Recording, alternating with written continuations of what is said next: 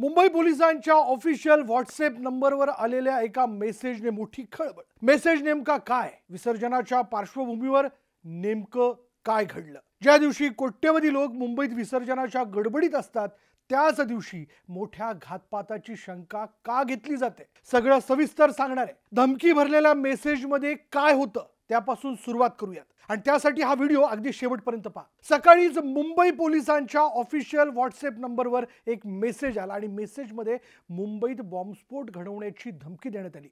पण या धमकीत काय होतं ते सगळ्यात आधी मेसेजमध्ये लिहिलेलं होतं की 34 ह्यूमन बॉम्ब मुंबईत प्लेस करण्यात आल्याचा दावा यामध्ये करण्यात आला। 34 वेगवेगळ्या गाड्यांमध्ये ही प्लेसमेंट केल्याचा दावा करणारा हा मेसेज होता, ज्याने अख्खी मुंबई हादरून जाईल असं देखील त्या मेसेजमध्ये म्हटलेलं होतं। कोणी केला होता हा मेसेज?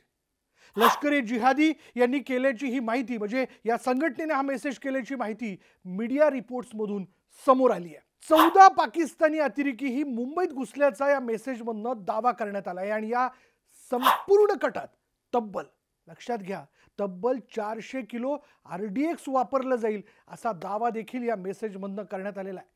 दरम्यान ही खळबळ उडवून देणारा जो मेसेज आहे, जी धमकी आहे, ती समोर आल्यानंतर पोलीस अलर्ट मोडवरती आलेले आहेत। मुंबई पोलीस कधी माघार घेत नाहीत, ते कायम सज्ज असतात। जागोजागी बंदोबस्त वाढवण्यात आलेला आहे आणि या सगळ्यावर जेव्हा आम्ही गृहराज्यमंत्री योगेश कदम यांना विचारणा केली तेव्हा ते काय म्हणाले, ऐका।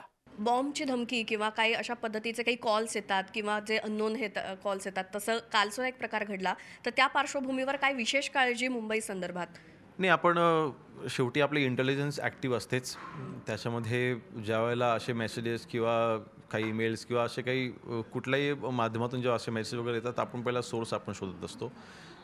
काल जो काही मेसेज आलेला आहे त्या संदर्भात देखील आपण सोर्स आपण शोधत आहोत। सध्या तरी त्याचं कुठली थ्रेटनिंग वाटत नाही आहे प्रायमा फेजी, परंतु आपण त्याची अजून चौकशी चालू आहे आणि मुंबईकरांना आम्ही आश्वासित करू इच्छितो की ह्या संदर्भात कोणालाही घाबरून द्यायचं कारण नाही, पॅनिक व्हायचं कारण नाही। आपण सर्व सुरक्षित आहात। मुंबई पोलीस अतिशय उत्तमरित्या हा विषय हाताळते।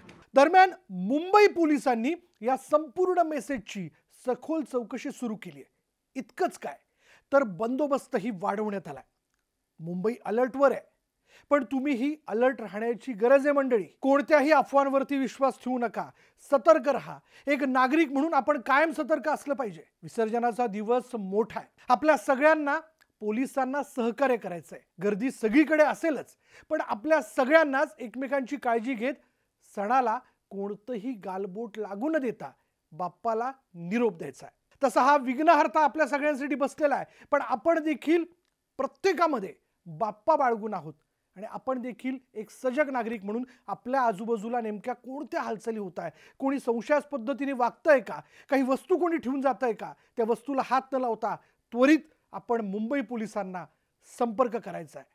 तेव्हाच खरं तर या उत्सवाची आपण योग्य पद्धतीने सांगता करू शकू आणि सगळे आवाज देऊ शकू, गणपती बाप्पा मोरया, पुढल्या वर्षी लवकर या।